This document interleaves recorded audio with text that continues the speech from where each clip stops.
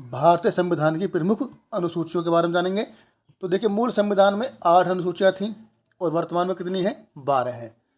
जब संविधान बनकर तैयार हुआ था तो उसमें 8 अनुसूचियाँ थीं और वर्तमान में कितनी हो गई हैं? ये 12 हो गई हैं। ये आपको मालूम होना चाहिए। तो चलिए बारी बारी से भारतीय संविधान की समस्त अनुसूचियों की जानकारी लेते हैं। तो पहले हम देखेंगे प्रथम अनुसूची। ठीक है, तो देखिए प्रथम अनुसूची में क्या आता है? राज्य के नाम एवं उनके न्यायिक क्षेत्र, संघ राज्य क्षेत्र के नाम और उनकी सीमाएं, यानी कि राज्य और जो संघ शासित प्रदेश हैं उनके नाम और उनके न्यायिक क्षेत्र और उनकी सीमाओं के बारे में जानकारी प्रथम अनुच्छेद में मिलती है। ठीक है, अब देखिए, अब हम पढ़ेंगे दूसरी अनुसूची। ये क्या कहती है? इसमें बात करते हैं वेतन की। किसकी? वेतन की। और ये वेतन भी उन उच्च पदों के लिए दिया जाता है। ठीक है, उच्च पदों के लिए दिया जाता है जो कि इस लिस्ट में दिए गए हैं। तो देखिए, अनुसूची 2 वेतन से संबंधित है। परिलब्धियों पर भत्ते, विशेष अधिकार और संबंधित प्रावधान इसमें दिए गए हैं। और देखिए किस किस के लिए इसमें प्रावधान है। तो देखिए, जो उच्च पद हैं जैसे कि भारत के राष्ट्रपति, राज्यों के राज्यपाल, लोकसभा के अध्यक्ष और उपाध्यक्ष, राज्यसभा के सभापति और उपसभापति, राज्य विधान परिषदों के सभापति और उपसभापति, राज्य विधानसभाओं के अध्यक्ष और उपाध्यक्ष, और उसके बाद देखते हैं आगे हम सर्वोच्च न्यायालयों के न्यायाधीश, उच्च न्यायालय के न्यायाधीश, भारत के नियंत्रक और महालेखा परीक्षक। तो ये उच्च पद हैं जिनके वेतन का प्रावधान अनुसूची 2 में दिया गया है। चलिए आगे देख लेते हैं। अब अनुसूची नंबर 3, तीसरी अनुसूची में क्या आता है? इसमें शपथ का प्रावधान है। ठीक है, और किस किस को शपथ दिलाई जाती है वो अब देखेंगे हम इस टेबल के अनुसार। तो देखिए भाई, इसमें विभिन्न उम्मीदवारों द्वारा ली जाने वाली शपथ या प्रतिज्ञान के प्रारूप दिए गए हैं। ठीक है, शपथ जो होती है किस किस को दिलाई जाती है, अब देखो इसके बारे में पढ़ेंगे हम इस लिस्ट के अनुसार। तो देखिए भाई, ये क्या नाम है? राज्य के मंत्री, संसद के लिए निर्वाचन हेतु अभ्यर्थी, संसद के सदस्य, सर्वोच्च न्यायाधीश, ठीक है, सर्वोच्च न्यायालय के न्यायाधीश और भारत के नियंत्रक एवं महालेखा परीक्षक, राज्य मंत्री, राज्य विधानमंडल के लिए निर्वाचन के लिए अभ्यर्थी, राज्य विधानमंडल के सदस्य, उच्च न्यायालय के न्यायाधीश। तो ये कुछ प्रमुख उच्च पद हैं जिनकी शपथ का प्रावधान अनुसूची नंबर 3 में दिया गया है। तो चलिए देखते हैं अनुसूची नंबर 4 क्या कहती है। तो चौथी अनुसूची है, इसमें देखिए राज्य और केंद्र शासित प्रदेशों के लिए राज्यसभा में सीटों का आवंटन। ठीक है, तो किस राज्य के लिए या किस केंद्र शासित प्रदेश के लिए राज्यसभा में कितनी सीटें हैं उसका जो प्रावधान है अनुसूची 4 में मिलता है। ठीक है, तो ये बहुत ही इंपॉर्टेंट बात है, आपको याद रखनी है। 5वीं अनुसूची की हम बात करेंगे। तो देखिए अब इसमें भारत में अनुसूचित क्षेत्रों और अनुसूचित जनजातियों के लिए प्रशासन और नियंत्रण से संबंधित प्रावधान शामिल हैं। एक बार दोबारा देखिए, जो 5वीं अनुसूची है भारतीय संविधान की, इसमें क्या है कि भारत में अनुसूचित क्षेत्रों और अनुसूचित जनजातियों के प्रशासन और नियंत्रण से संबंधित प्रावधान इसमें शामिल किए गए हैं। तो चलिए अब देखते हैं अनुसूची नंबर 6। तो देखिए 6ठी अनुसूची क्या कहती है? देखिए असम, मेघालय, त्रिपुरा और मिजोरम, ये 4 राज्य हैं।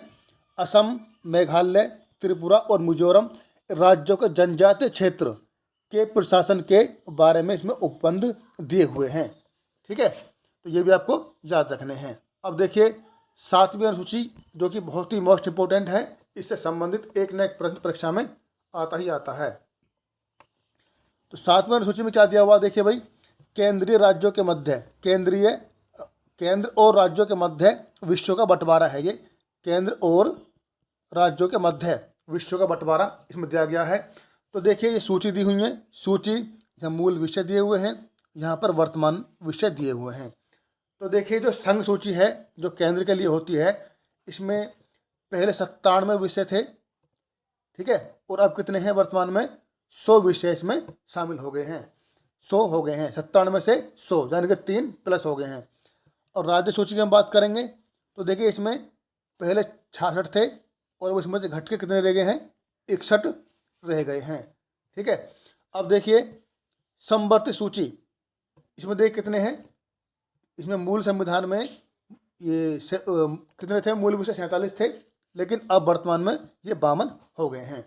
तो ये आपको याद रखने हैं कि संघ सूची में वर्तमान में 100 विषय हैं और राज्य सूची में वर्तमान में 61 विषय हैं और संवर्त सूची में वर्तमान में 52 विषय हैं। तो ये आपको याद होना चाहिए, परीक्षा में इनसे संबंधित कोई ना कोई प्रश्न बन जाता है। तो अब हम पढ़ेंगे 8वीं अनुसूची के बारे में। तो देखिए भाई, संविधान द्वारा मान्यता प्राप्त भाषाएं, ठीक है, इनका जो प्रावधान है इसमें दिया गया है। मूल रूप में 14 भाषाएं थीं और वर्तमान में 22 भाषाएं हैं, ठीक है। तो आपको याद रखना है, जो मूल संविधान था उसमें 14 भाषाएं थीं, लेकिन अब कितनी हैं, अब वर्तमान में 22 भाषाओं का इसमें प्रावधान है। अब कौन सी भाषा कब जोड़ी गई, किस संविधान संशोधन द्वारा जोड़ी गई, तो वो पढ़ेंगे हम इसमें।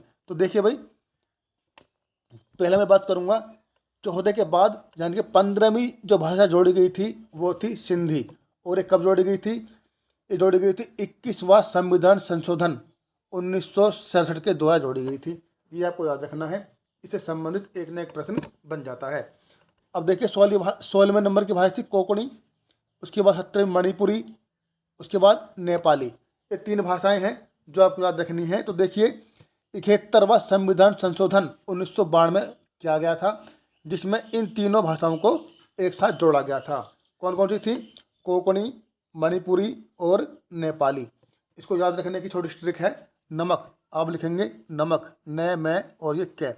नमक से क्या बनता है, न से नेपाली, मैं से बनता मणिपुरी और कै से बनता है कोंकणी।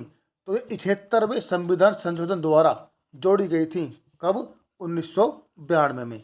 ये आपको याद रखने हैं। उसके बाद देखिए हम बात करेंगे अन्य भाषाओं की जो इसके बाद में जोड़ी गई थी। तो देखिए कौन कौन सी भाषाएं हैं वो, तो ये हैं बोडो, डोगरी, मैथिली और संथाली। ये कब जोड़ी गई थी, ये 92वां संविधान संशोधन हुआ था और ये कब हुआ था, 2003 में हुआ था। और 2003 में ये चारों भाषाओं को भारत संविधान की 8वीं अनुसूची में जोड़ा गया था।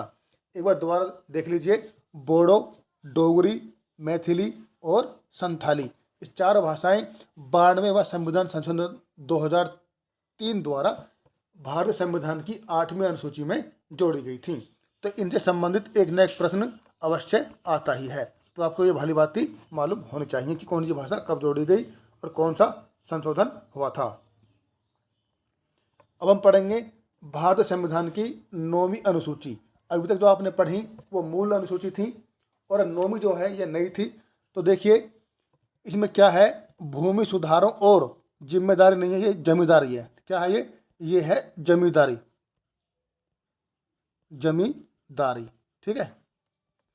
ये भूमि सुधारों और जमींदारी प्रणाली के उन्मूलन से संबंधित है, ठीक है।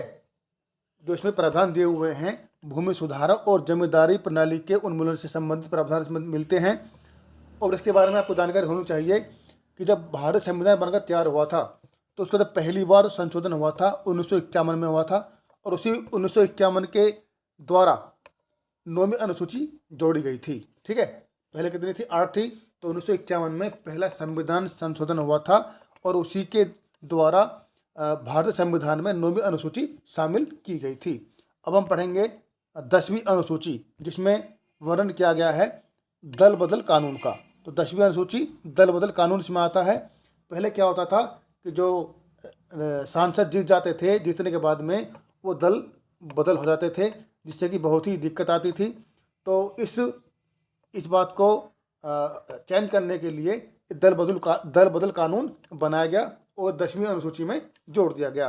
तो देखिए इसमें क्या है, दल बदल के आधार पर संसद और विधानसभा के सदस्यों की निर्भरता के बारे में उपबंध इसमें मिलते हैं।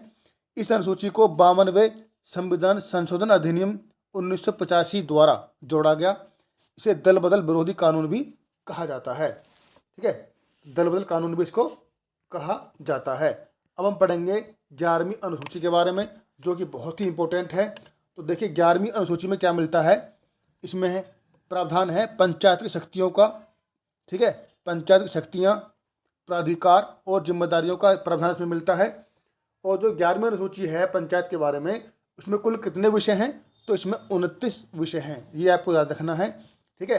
तो 11वीं अनुसूची में कुल 29 विषय हैं और 73वें संविधान संशोधन अधिनियम 1992 द्वारा इसको जोड़ा गया। तो ये तीनों फैक्ट ही मोस्ट इम्पोर्टेंट हैं।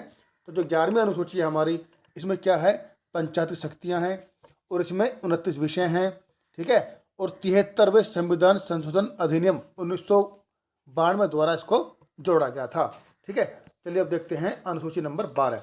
तो भारत संविधान की जो 12वीं अनुसूची है उसमें क्या मिला है या क्या जोड़ा गया है, तो देखिए भाई, नगर पालिकाओं की शक्ति, प्राधिकार एवं जिम्मेदारियां, ठीक है। तो नगर पालिका की हम बात करें तो ये किस में आती हैं, ये 12वीं अनुसूची में आती हैं, ठीक है। नगर पालिकाओं की शक्तियां और प्राधिकार जिम्मेदारियां सारी जो इनका प्रावधान है वो भारत संविधान की 12वीं अनुसूची में मिलता है। तो इसमें कितने विषय हैं, इसमें कुल 18 विषय हैं, ठीक है। और 74वें संविधान संशोधन अधिनियम 1992 द्वारा इसे जोड़ा गया था। ये 2 संशोधन हुए थे, एक 73वां और एक 74वां। तो 73वें में क्या जोड़ा गया था, ग्राम पंचायत, और 74वें में नगर पालिका, ठीक है। तो ये आपको याद रखनी है। तो दोस्तों ये थी आज की हमारी वीडियो जो कि भारत संविधान की प्रमुख अनुसूचियों के बारे में थी। तो दोस्तों यदि वीडियो आपको अच्छी लगी तो लाइक कीजिएगा, यदि आप चैनल पर नए हैं सब्सक्राइब कीजिएगा। तो मिलता हूँ ऐसी ही मज़ेदार अगली वीडियो लेकर के, तो हमारे साथ बने रहिए। तो तब तक के लिए नमस्कार।